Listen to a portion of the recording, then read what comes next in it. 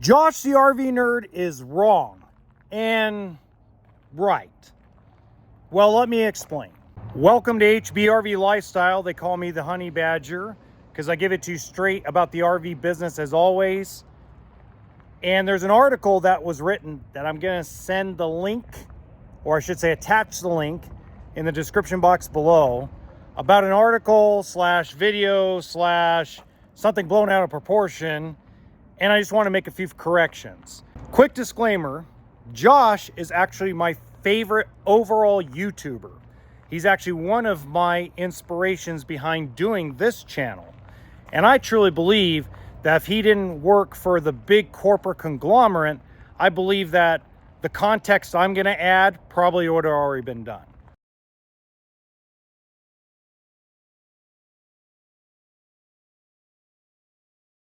This is more adding context. So if you're a dealership location that sells, let's say, 10 Ibexes a year, and you've got 9 2022 Ibexes in stock, you would have 96% or more. Because more than likely, you're not going to be adding 2023s. You might add one, maybe two, but you're not going to add a bunch of 23s or 24s until you knock down that Ibex level. And then you have to add the other context. The other context is there's some dealerships that have decided, you know what? I'm not going to carry, Catalina anymore, as an example. So we have 6 2022s. We're not going to order anything else. We're going to blow through those and we're done. And that was more out of, hey, we couldn't get any product during COVID, so they just added brands, and now they're going to go backward and go back to business as usual.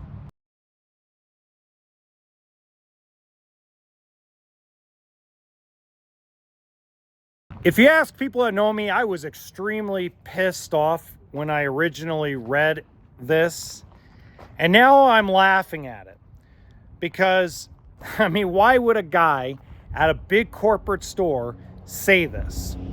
Well, I believe that common sense comes into play here. Common sense would say a small store like mine that has 6 or 7 employees has to make less money on each trailer, fifth wheel, motorhome, so on and so forth, than a store that has 40 employees. Now, little secret in the RV business, service departments generally run at a loss. It's not like the car business where it's your bread and butter. It's actually runs like a customer retention department. It doesn't run like, hey man, we're making millions of dollars in service. So a lot of the profit and a lot of the income comes from the sale. So if you have a dealership like mine that's like 6 or 7 employees, and right next door is a 40 employee dealership, and we both sell 35 units this month in August, who has to make more money on each unit in order to pay their bills? By the way, let me know what your thoughts are in the comments section. I'm curious to see if you think that the bigger store with more employees and bigger overhead can make less money and offer bigger discounts. Let me know.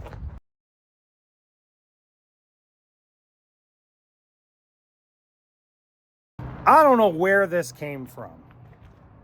Most of the dealerships that are still in business today have been through the Great Recession, when almost every deal was a loss, when manufacturers were going out of business. And I could tell you from my own personal experience, every single 2022, new 2022 that I've sold at this dealership since taking it over in May has been a major, big loss. In fact, most of the time I'm sitting wondering if my owner is going to just fire me over it. But again, most of the owners, most of the managers understand that you have to sell 2022s for less money than 2023s or 24s. So I don't know where the inflated pricing comment came from. Yes, the COVID units were inflated prices, but dealerships paid the inflated prices and are selling them at losses. So again, not quite sure where that came from.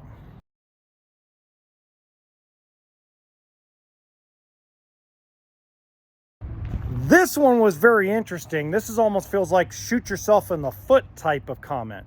But I could tell you that first-time buyers that have never bought one before, never owned one before, hasn't had high interest rate mortgages, they're a little freaked out at first about interest rates.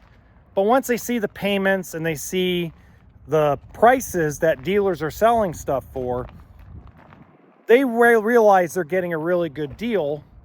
And like a lot of customers I explain to, in 2 years, 3 years, when interest rates go down, because they're going to have to at some point, refinance it and take advantage of the price. Because I always tell you, and I've said this in several videos, several shorts, several lives, when interest rates are high, dealership profits are low. When interest rates are low, dealership profits are high. So it's easier to get a better price now while interest rates are in the 8s, 9s, and 10s for good credit than it is when they go down to, let's say, the 5s or 6s. And if you do enjoy the transparency I provide, please make sure you subscribe to the channel, hit the like button so that way this information spreads throughout the RV universe, and then hit the notification bell so you'll be notified about part 2. Again, the description box below is all my contact info for Instagram, my email, everything else if you have more questions.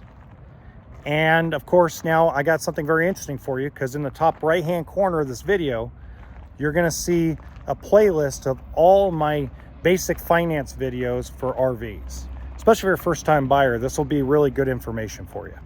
Until I see you during part 2, happy camping. And remember, RV stands for toolkit and sense of humor.